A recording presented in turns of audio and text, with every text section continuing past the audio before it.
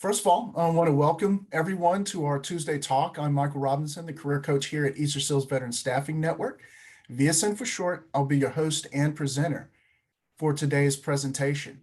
In this session, we're going to be discussing effective job search strategies. But before we talk about that, I'd like to take a moment to cover some housekeeping items.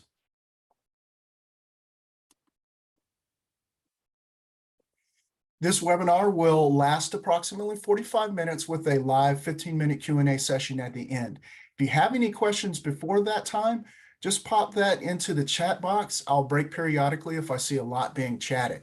Lastly, let us know how we're doing by filling out the end of session survey following today's webinar. Here's a little bit about me.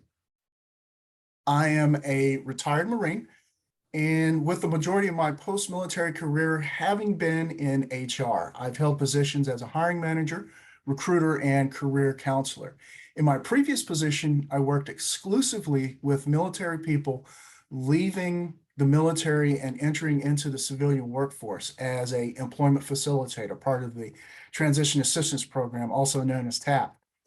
During that time, I taught more than 100 workshops to over 2,000 transitioning service members. Now, please allow me to introduce the VSN to you. The VSN staff understands the employment challenges that veterans, military spouses face because we are veterans and military spouses too. We've matched over 2,700 qualified candidates with employers to fill temporary to permanent, contract, and direct hire positions. The fees from those placements are then reinvested into the coaching services, which has allowed the VSN to have coached more than 15,000 veterans, wounded warriors, and military spouses. And this leads to where I fit in. Our career coaching just isn't about helping people land a new job. It's about helping people discover what they truly need in work to be happy and contribute meaningfully so that hopefully they won't be looking for work for a very, very long time. Our process is to help people gain clarity on their career by understanding the core aspects of the employment process, what you see here on the slide. Then they can take control of their job search and reach those career goals. And an area that we can help you in is crafting an effective job search strategy. And I will say this. Job searching is hard. It's hard because it's a skill that most of us haven't learned very well. Think about this. We normally don't search for a job unless we're looking for a job. And to develop a skill, you have to practice and practice often. But before we launch head on into a job search, we must first understand the job market and what's happening there, because this directly affects how our job search process will go. And you may have heard that a lot of people are resigning from their positions and finding better positions, also known as the Great Resignation. Why are they leaving? And this is where that understanding the job search market really comes into play. Forbes magazine did a recent survey to find out why people are leaving their jobs in 2022. And as it turns out, toxic company culture rated the top, 62%. And this is significant in understanding because later we're going to talk about researching companies, but we're going to want to know what a company's culture might be like. And we'll talk about some methods in doing that. Next is low salary, poor management, et cetera, et cetera. Understanding all of this then kind of allows us to understand what we're looking for in our next role. Another aspect of this is, well, how long does it take, to find a job? And the Department of Labor did their survey recently and found that on average, it's going to be 5 to 6 months. And Indeed did their survey, and they offer quite a bit of insight as to applications because, they're one of the top job boards. And they're saying that people are receiving feedback on their applications within about 2 weeks, which is great. But you have to understand this as well. The interview process is lasting roughly about 3 to 5 weeks. And then if you get an offer post-interview, that's taking another 1 or 2 weeks.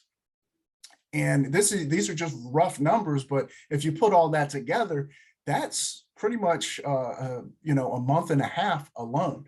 So if you're looking at this and you've been applying to positions and you haven't been getting a lot of feedback, or it just seems like it's taken a really long time, it is. So patience is going to be a key factor in this. And this is where that strategic job search will come into play. I will say this, in any case, please find support in your job search. We here at the VSN will definitely be a resource for you. So connect with me if you haven't already, and we can talk about job search strategies in your current situation. Another resource is the career one-stop centers. These are your local employment offices. These are great tools. They have a lot of resources, and they can put you in touch with quite a bit of, excuse me, I'm just going to allow someone in. They can put you in to contact with a lot of other resources as well. So don't forget about them. And those, again, you can do a simple web search, your career one-stops. Those are going to be your local employment offices. If you're currently going to school, one of the most overlooked resources actually is the Career Services Center at your university. I get so many people that I ask them as part of my sessions, have you looked at your career services office at your school? And they're like, oh no, I forgot all about that. So don't forget about those. Those are great resources. And then of course, workshops, seminars like you're currently attending now are great resources. Finding a mentor can be so helpful. And what a mentor is going to be is that guiding source and able to provide you candid feedback whenever you need it. And then of course, employment agencies are another good source as well. So in any case, find some sort of support that's going to help you in this process, because this can be a very long process. And again, without those bits and pieces of information, it could be even longer. After this, we're going to want to make sure that we take a good hard look at what our goals are going to be. One of my first Tuesday talks that I did was on setting career goals. And I'll just pop this into the chat. And this is the YouTube video, if you haven't seen it, that will definitely help understand career goals a little better. And this will help out everyone, because having a better understanding of what your career goal is going to be is the guiding source behind what we do afterwards. And without that, it's like a plane flying without navigation. So define what your dream job is going to be and understand what those criteria are going to be. And then of course, break that down into shorter term goals. Make each one of those measurable. Without a source of measurement, we don't know how we're doing in our process. And then create an action plan. But the key to that action plan is actually taking action on your action plan. So many times I've worked with clients and they have all these plans, and I asked them, well, what have you done? Have you acted on your plan? And the answer to that is, well, no. If you're going to create a plan, in order to execute that plan, you have to take action on it. And that's so important. So definitely check out that YouTube video. One of the aspects of that YouTube video is what's called the clams exercise. And what that really is, and this is a brief synopsis of it, CLAM stands for challenge, location, advancement, money, and security.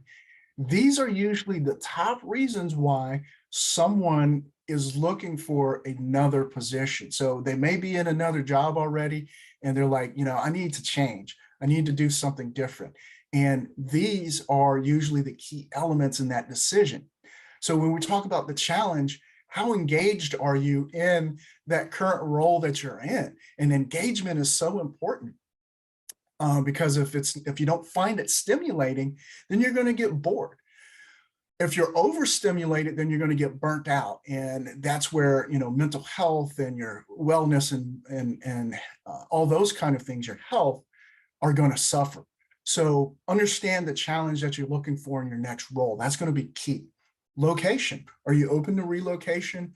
Are you open to going back into the office if you've been working from home? This is a key battleground right now between employers and job seekers, is whether or not that flexibility in the work from home option is going to be there. Some employers are not going to be very open to that. You have to define what you're going to be willing to do and what you're not going to be willing to do. Are you looking for advancement? Do you want to climb that corporate ladder? Or are you looking for growth in your current abilities? And many people have different aspects of a career that they're looking for. And then, of course, money is money. So a lot of times it may be the difference between, whether or not you accept a position is whether or not that's going to be substantive. Other people may not necessarily be in that position and want to follow their passion more than they do the paycheck. So again, what is it going to be to you? And then lastly, is it a safe job to be in? Is that job going to, many people at the beginning of COVID, you've seen the hospitality industry get hit really, really hard. And, so many people considered whether or not they were going to go back into the hospitality and vacation industry. So those are some of the things that you're going to have to consider. Another aspect of this is your values. Your values. And, we try to align our values with the organization that we are going to work for. And that is that sense of engagement. This is basically how we function every day, how we treat other people, how we make decisions, our relationships. These are our core values and our personal ethics. So, for example, mine, 3 things that I value most is autonomy, innovation, and service to others. That's why I get so much enjoyment out of what I do in helping other people. Another aspect of this is career aspirations. What are we really looking for? And that goes back to that CLAMS acronym. And everybody's looking for something different. If you think about this, it might be becoming an expert in your field, or managerial success. Maybe you're looking, again, to climb that corporate ladder to become an executive. So you have to align your core values and your career aspirations. If those are out of whack in some form or fashion, then it's just not going to be a very enjoyable position that you're going to be in, especially if it doesn't offer those key elements. So we're going to switch gears from here and actually take a look at what a job search process might look like. And generally speaking, there are 6 steps to the job search process. If you look online, you might find more, you might find less. Generally speaking, again, there are 6, and then there are 13 additional subcategories that are involved in this.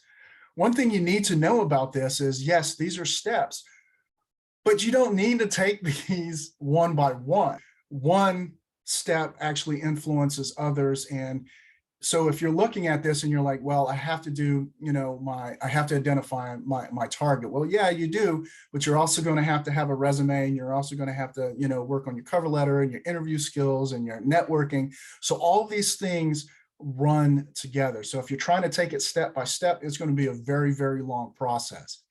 And then understand that the feedback from that will influence other aspects of your job search. So if, for example, if your resume's not doing very well, you're not going to get a lot of interviews.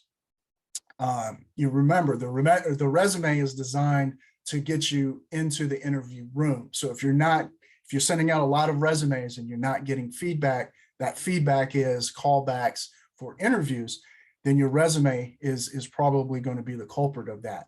And if you're getting interviews, but you're not getting offers, then that's probably your interview technique. We'll discuss that a little bit more later. One aspect of this I really want to hit home on is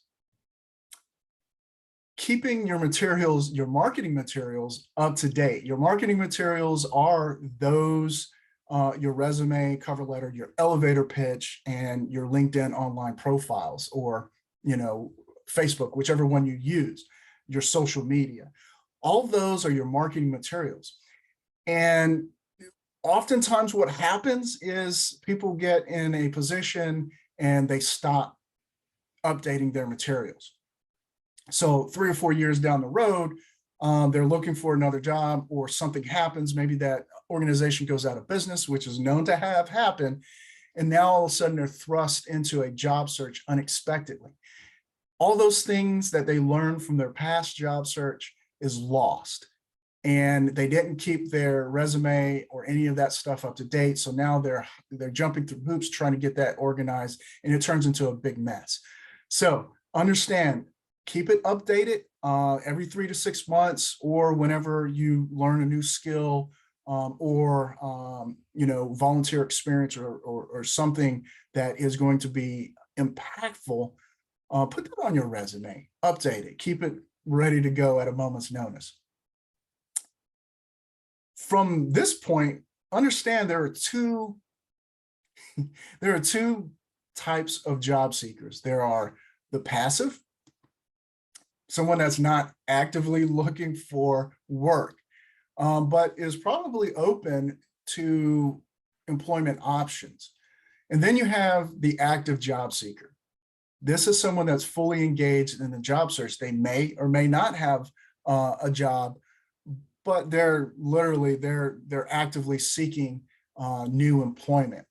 And someone that is usually in the active job search or that is an active job seeker is usually in a reactive mode. So something must have happened that they are really looking for a new job, whether something negative happened at work, maybe bad management, or a negative company culture, or again, maybe they were laid off and now they're actively looking for that. So this really dictates how much time you have to conduct a proper job search. And what that really means is, first of all, you want to get organized.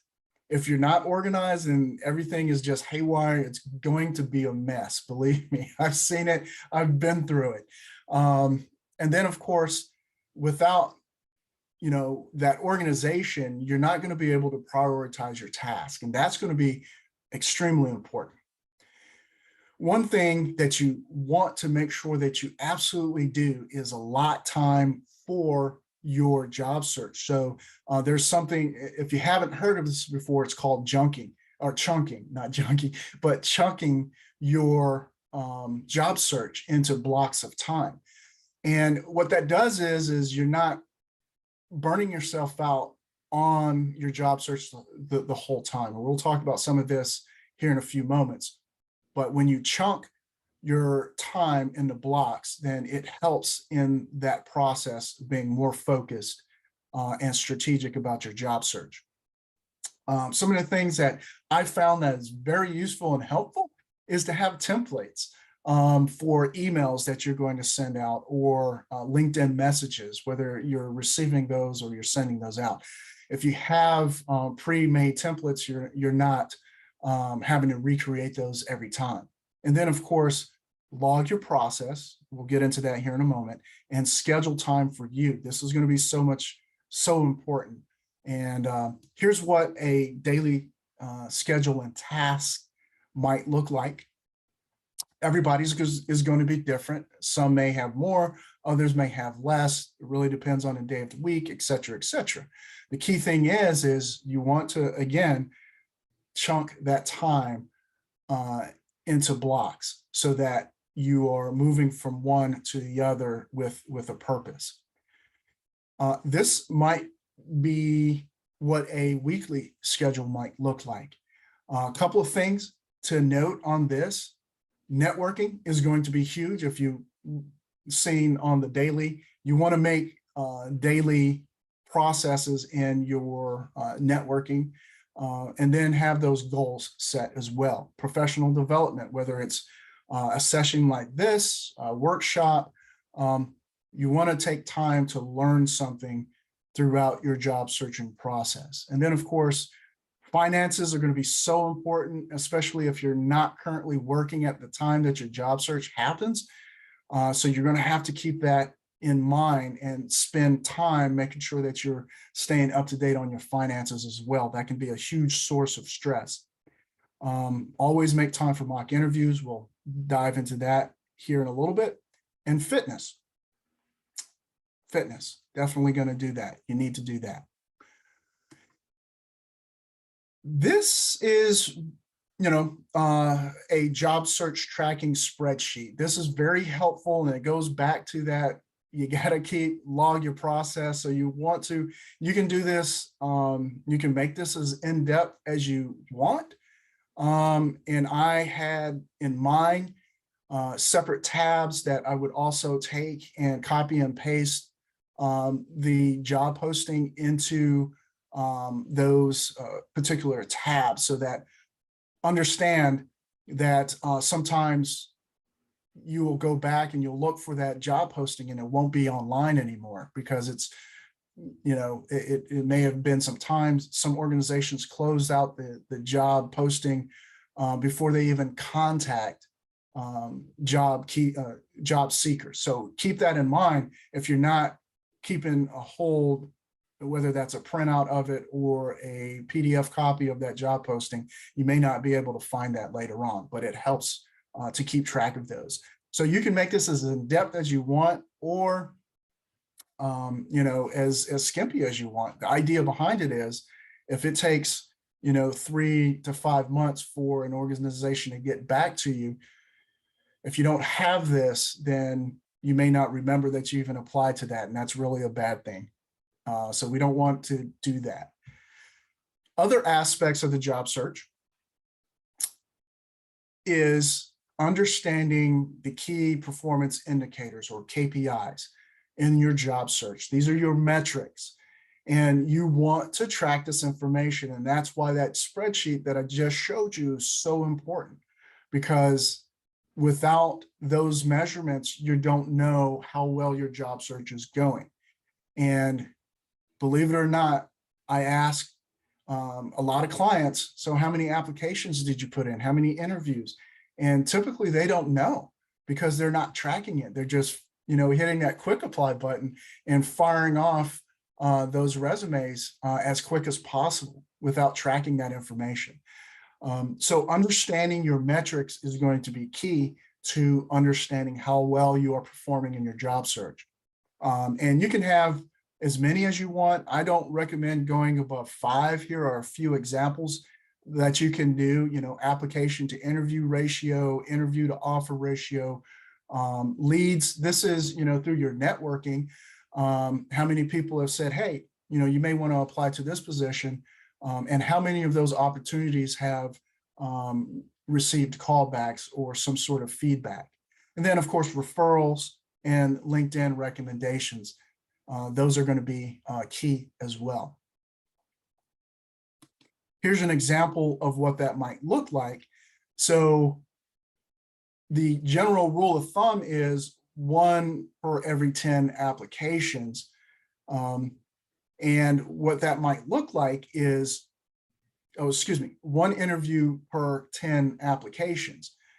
So for example, if you put in 80 applications and you receive 12 interviews, that ratio might be 12, and then 12 interviews to you get 2 offers.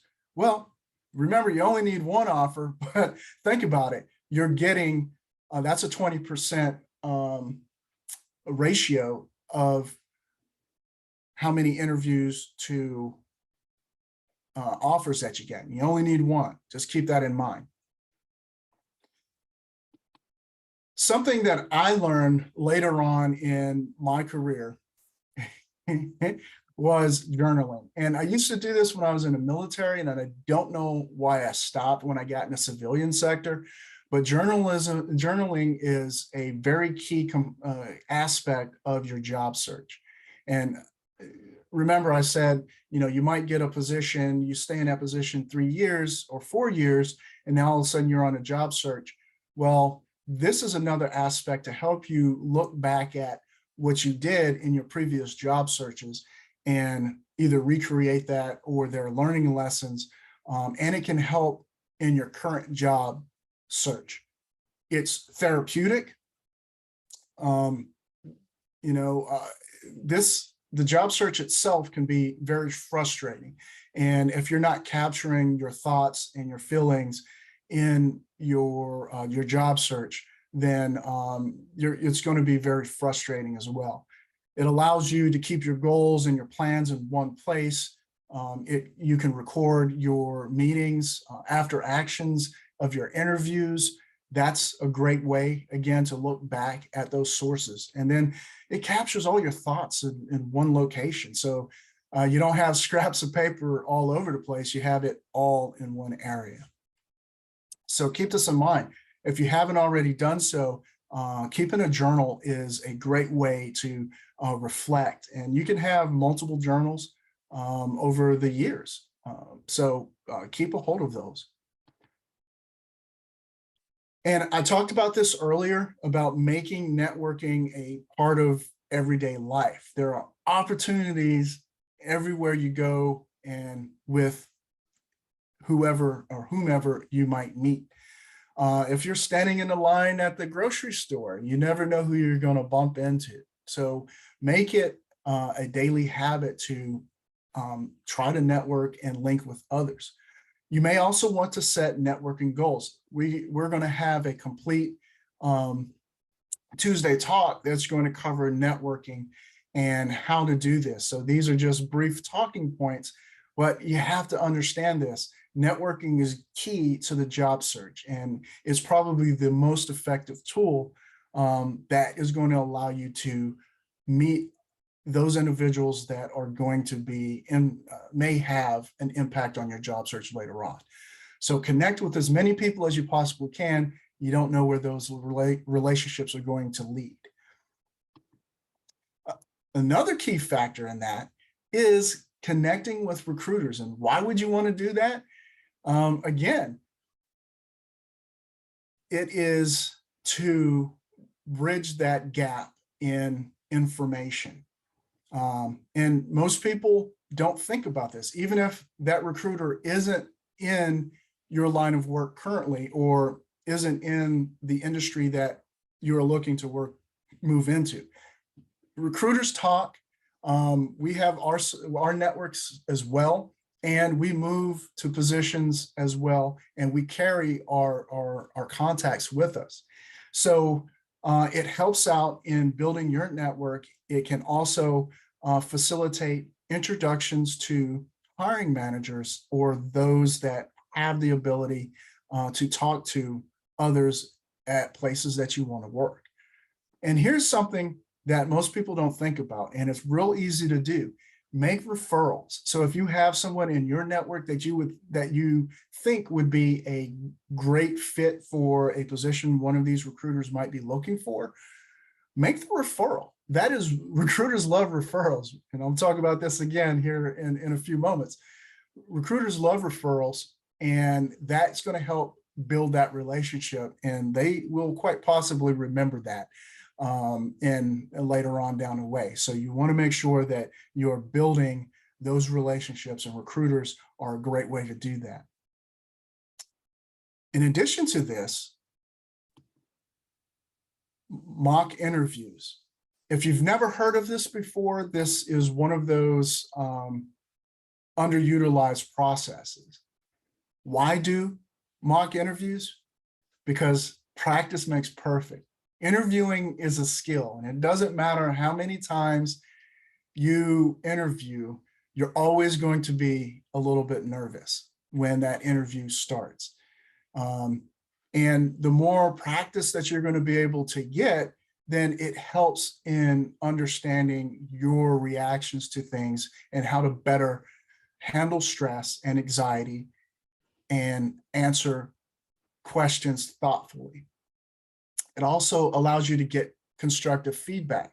Most of the times, if you're doing a real interview, you're not going to get any feedback from that other person on how you did. So by going through as many mock interviews as you possibly can, that allows you to get that critical feedback, and you can make improvements from that. One thing that many people don't necessarily know about is the LinkedIn interview tool, interview preparation tool. It's been around since 2019.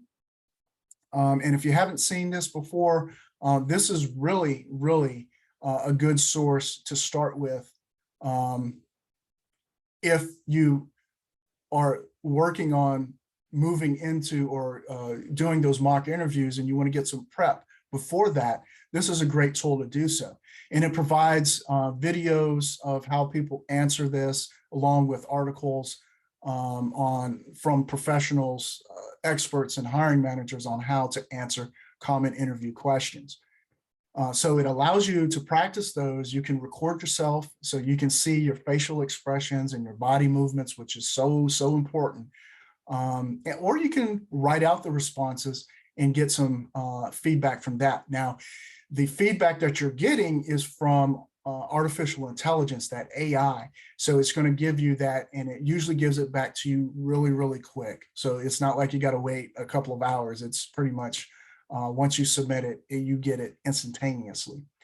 And from that, you can send and get feedback from your first degree connections, and they can provide feedback on your interview practice session.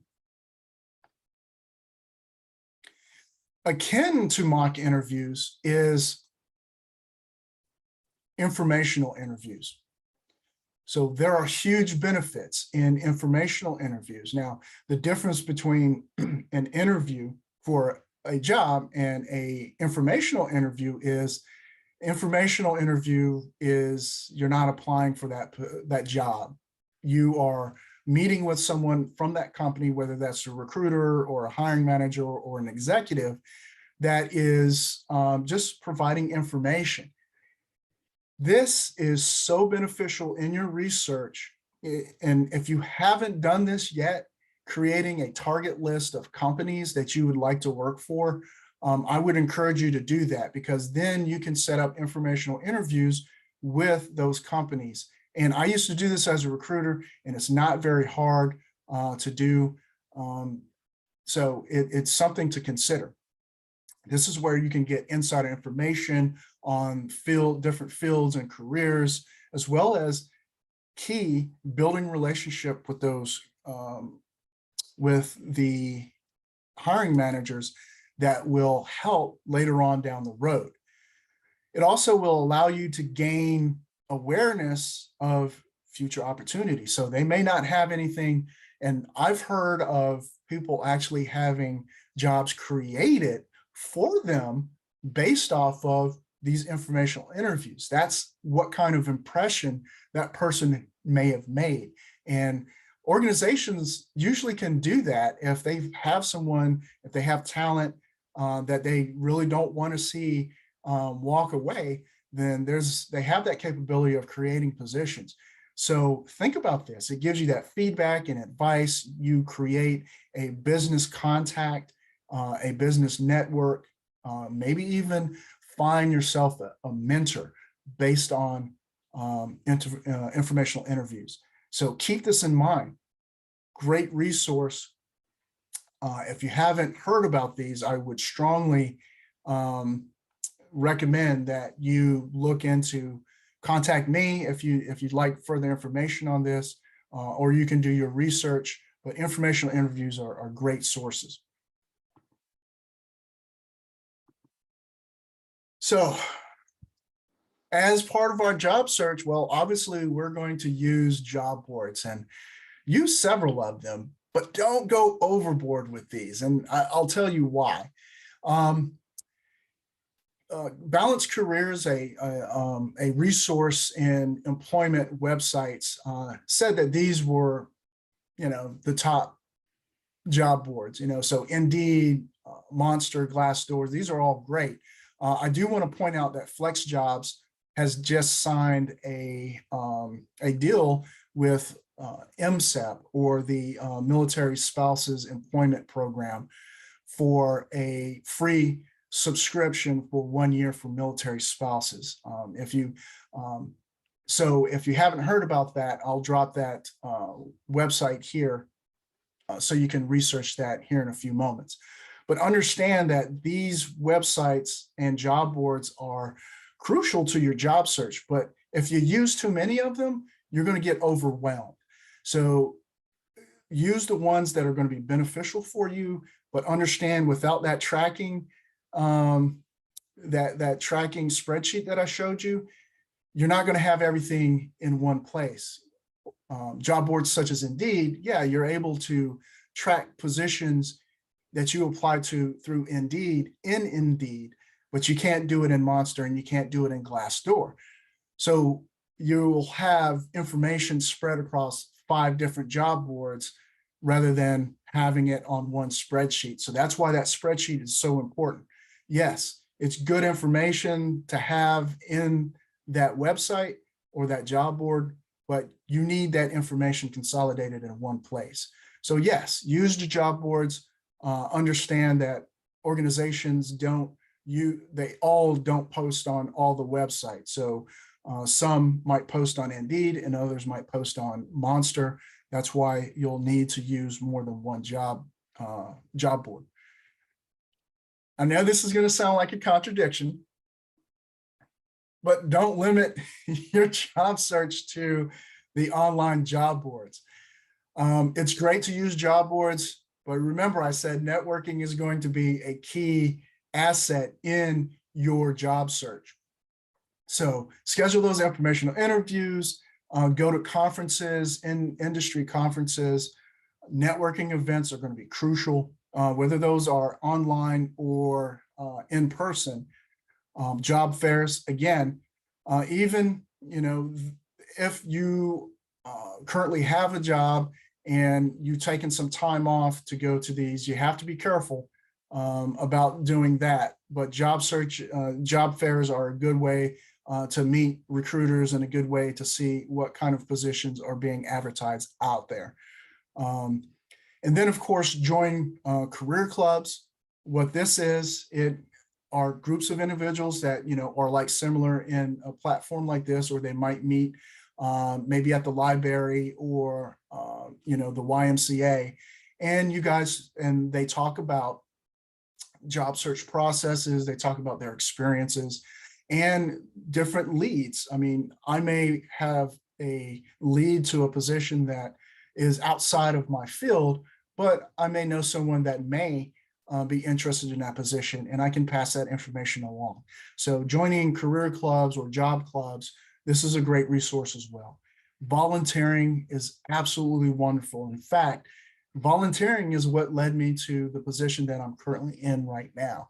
As a recruiter, I worked for an organization as a volunteer, and I was working with transitioning service members and military spouses and veterans. And that's kind of got me to where I was. It was one of those things where I was thoroughly interested and I loved doing what I was doing. I was giving back to a community, my fellow brothers and sisters. And that's what led me to where I am today. So volunteering is great. Earlier, I mentioned about the company research. Company research is vital. It's vital in that it will help you understand the companies that you are trying to apply to and hopefully get a position at. Remember, you come and do that target list of companies, the target list of companies, whether it's 10, 15, or 20, doesn't really matter how many, but you want to at least do your research. You want to determine, obviously, if that company is hiring for positions that are going to be a match for you. Definitely take a look at their history, their mission, their vision, find out what their values are, and see if they're aligned with yours. And then, of course, review those company employee reviews through Glassdoor and Indeed. A lot of times, yeah, you're going to come across some individuals that are just going to be disgruntled. But if you start noticing a pattern about certain things, such as management or benefits or something to that effect, and it's different places are saying similar things, that might be an indicator or a flag as to that company's culture, or there's something going on with that company. And then, of course, connect with people at that company through LinkedIn and your networking circles to find out a little bit more about what it's like to really work at that company. That helps in that research process. In addition to that, you're going to want to know what they're paying for similar situated skill sets on the market. And there are plenty of websites out there. I tell you this, you need to know that salary data. And these different websites, you'll have varying degrees because they ask for varying differences in information. So some of your data might be a little off, so you're not going to get the same. And one of the things you need to understand is that companies, they use different sources in order to get their salary data. I used to do compensation research for one of my organizations in order to come up with the compensation packages. And I tell you, some of this information is way off. However, what I advise and let people know is if you have varying sources or use a blended approach, you're usually going to get within that window of how much organizations on average are going to pay for your skill set and years of experience, et cetera, et cetera. So feel free to use these, put those in those spreadsheets. Just understand that you really have to understand what you're looking at and get those that information before you get into the interview. And we have a Tuesday talk that's going to talk all about salary negotiations and how to get that information. So please join us for that future Tuesday talk. In addition to the salary, you want to stay on what's happening in the industry and what those trends and news is. And one thing I love, and if you haven't heard of these before, Google Alerts. Google Alerts, it's been around for a very, very long time, but many people have not heard about this. And what this does is it allows you to input some information, some keywords. You can even put your information in there, and if you pop up in the news or in an article somewhere like that, if it's posted online, Google will alert you that your name or a similar name was used in an article. But it's really good for is tracking industry information. So again, this is all about your company research. Join associations and professional organizations. That helps out in understanding what's going on in that profession. And then, of course, industry groups on LinkedIn. This is helpful. You can participate in conversations. Remember, we're about trying to build our brand, our reputation, and as a, as an industry expert, as a professional in those key areas in our field. That's going to be one of the ways that we do that, by engaging in those conversations. And then, of course, follow industry blogs. Sort of switching gears, a lot of this has been focused on the job search. If you're currently out of work, what if you're trying to reinvent your career? So I've been through 2 career changes, the military, and coming out of the military, I started out in physical security and then made a change into human resources and career services. So I've been through 2 career changes, and they're tough. They are really tough, but they're not impossible if you follow certain principles. So you want to gather that information, and you want to budget and save. Here's the thing: if you're changing careers, there's likely going to be a lull, if not a reduction in compensation from moving from one career to the next. So if you haven't budgeted and you haven't saved for that, then that can be a huge, a tough experience. Train to get the job. You're not going to be able to move or switch careers without having the skills to do so. And then focus on those transferable skills, those soft and key hard skills that are going to move you into that next field. And then, of course, you're going to have to update and keep your resume up to date. You can't use the same resume that you were using in the last career. You're going to have to target it for that specific role and the industry that you're working in. And then, of course, contact me. I'm here to help. And there's a number of people out there that are looking at doing career changes, so you're not alone. I'm here to assist where I can. So speaking of transferable skills, employers are looking more now than ever at soft skills. I mean, in most cases, soft skills are probably more valuable than hard skills in certain instances. And what these soft skills are basically how we get along with other people. How do we resolve conflicts? And think about this. You have to concentrate on improving your soft skills, your communication, whether that's verbal or written.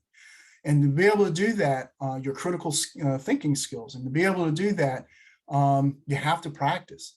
So joining book clubs, Toastmasters is a great way. Most of these you can do for free, but if you're going to join like Toastmasters, there is a cost associated with that. LinkedIn Learning for the basic package, of course, premium is where you're going to get the most benefit from LinkedIn Learning. And then, of course, we talked about interviewing being a skill. Drama and theater clubs are great ways to be able to learn how to rehearse for certain parts. And rehearsing your interviews and going through those mock interviews are going to be a great way to do that. So, think a little bit outside of the box when it comes to certain things that you can do. And then, of course, conferences, seminars, and training summits are great ways to gain those skills also. So that's soft skills. Hard skills, these are our technical skills. And you can either upskill or reskill. And what's the difference? Well, if you're looking to upskill, that's just learning something new within the current field that you're in. If you're looking to reskill, you're looking to step outside of the field that you're currently in, maybe into a new field. Or if you were in it previously and you moved into another field and you're looking to go back, well, you might need to get some retraining on certain things. So that is, something to keep in mind as well.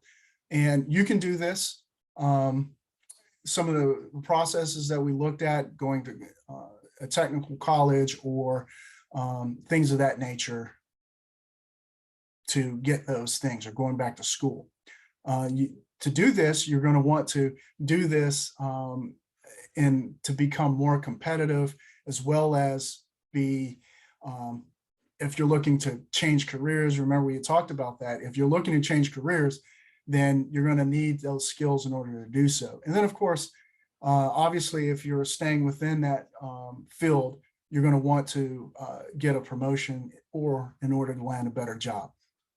So just remember, upskill, learning something within your current field, reskilling is stepping outside of that current field and learning something else.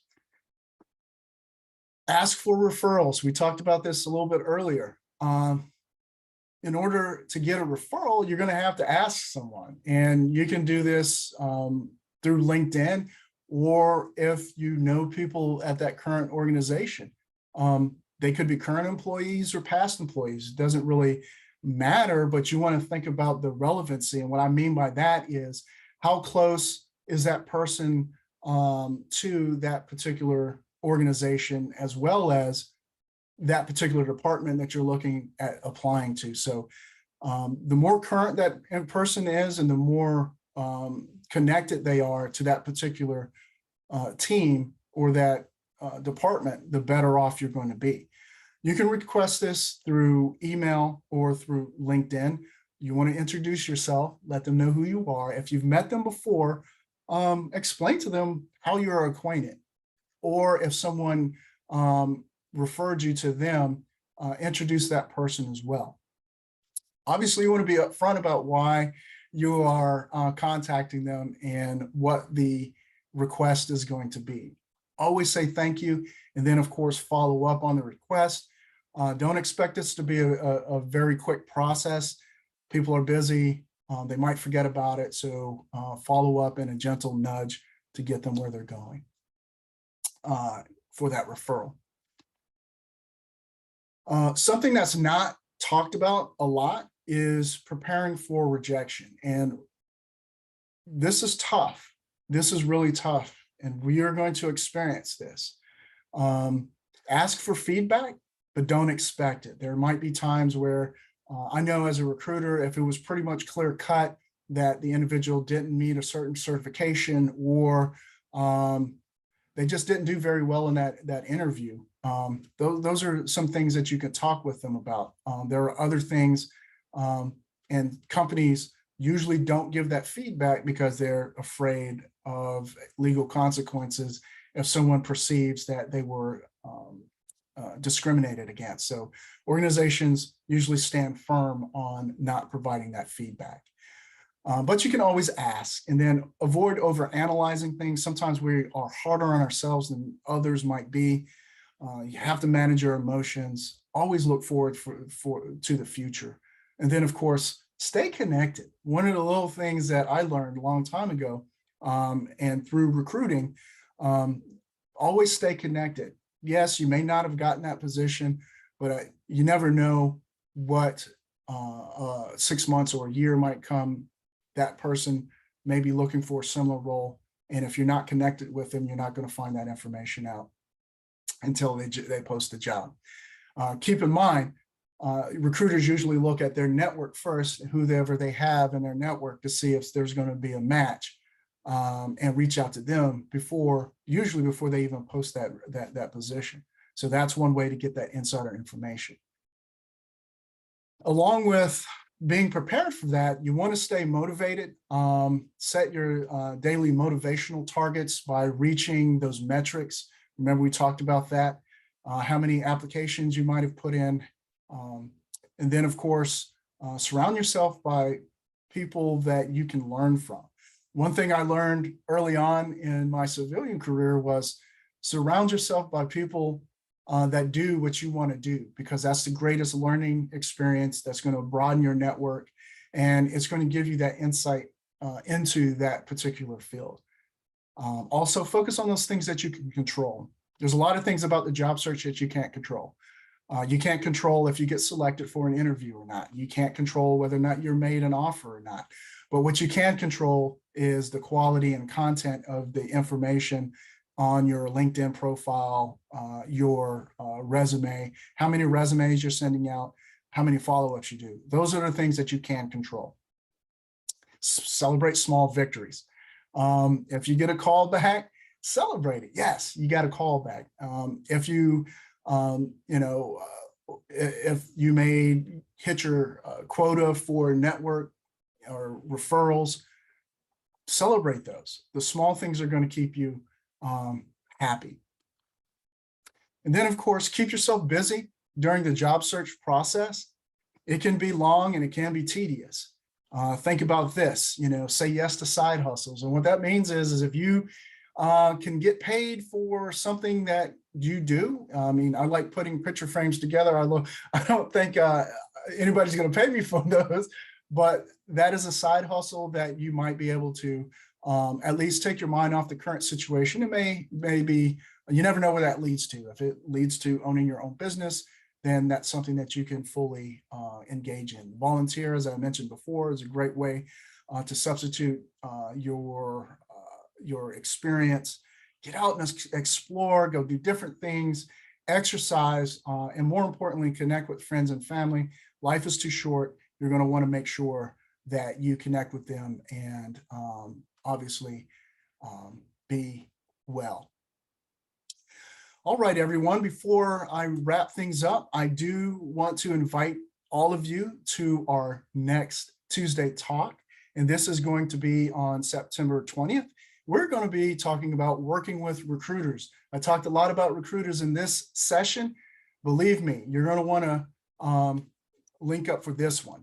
And you can register for that as well as these others. Here's a QR code, or you can visit us at vsnusa.org/events. After working with recruiters, we're going to talk about thinking like an employer. Right now, most people think like a job seeker. We're going to look at thinking like an employer, researching those companies. Ask yourself, do you really want to work for that company, as well as reinventing your career? I mentioned that earlier. We're going to talk about how to do that. And then, of course, how to build effective LinkedIn profiles, as well as personal branding. And you can reach those. If you've missed any of our previous Tuesday talks, here's the QR code to that. Or you can go to YouTube and type in Easter Seals DMC MD VA, and that's going to bring you to the Easter Seals playlist, Easter Seals channel, and you can click on our playlist. So key takeaways here: get help in your job search. I will say that again, get help in your job search. Don't go about doing it alone. Set those career goals. Track your progress at every step. We can easily get off track, and that becomes problematic when that happens. And use a variety of sources. Just don't use those job boards. Remember, get out, go talk to people, network, and then, of course, take care of yourself. Get out and exercise. Take a breath. Thank you all for joining us for this Tuesday talk. Here is my information. If you have any questions about what we talked about today, please feel free to contact me. And please make sure that you fill out the end of session survey at this point in time. Once again, thank you all. This concludes today's session.